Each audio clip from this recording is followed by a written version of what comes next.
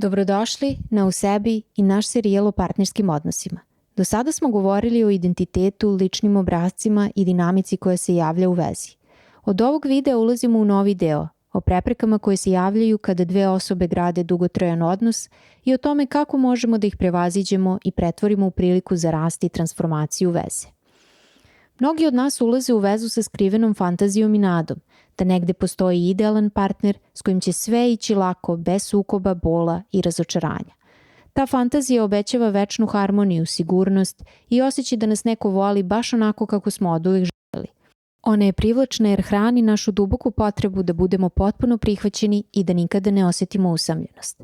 Ali upravo ta fantazija može da nam napravi veliki problem, jer kada se pojave prve frustracije, skloni smo da pomislimo da nešto nije u redu sa vezom ili da partner nije onaj pravi. Naša fantazija o savršenom odnosu ne nastaje slučajno, već ima svoje korene u detinjstvu.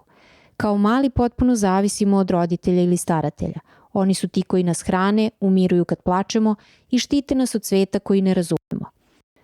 Tada se stvara osjećaj da negde postoji figura koja može da ukloni svaku nelagodu i ispuni sve naše potrebe.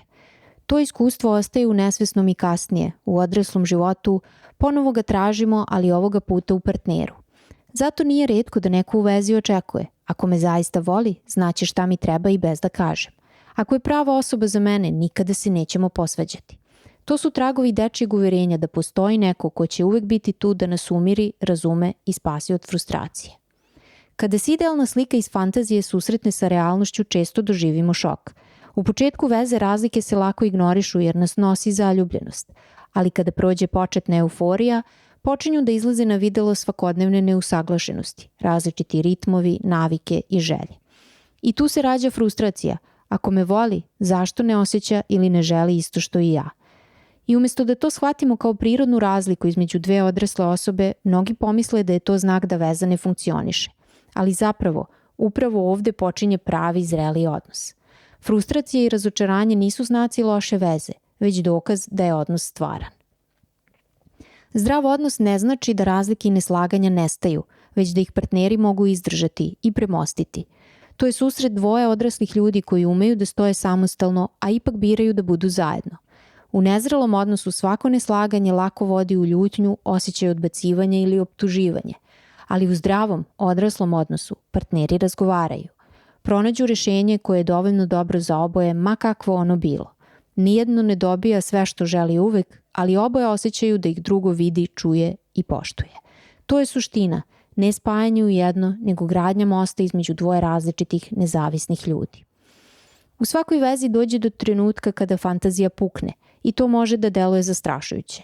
Ako partner zaboravi važan datum ili sitnicu koja nam znači, lako je pomisliti: možda mu nije stalo. U tom trenutku postoje dva puta: da ostanemo zarobljeni u fantaziji i zahtevamo da partner uvek ispunjava naše neizgovorene želje, ili da razgovorom otkrijemo šta nam je zaista važno i damo partneru šansu da nas bolje upozna.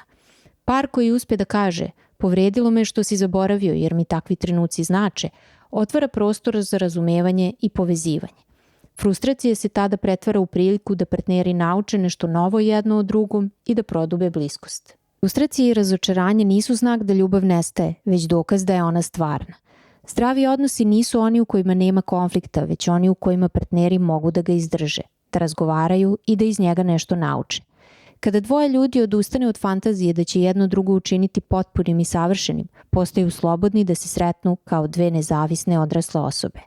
I upravo tada ljubav postaje snažnija, zrelija i dublja.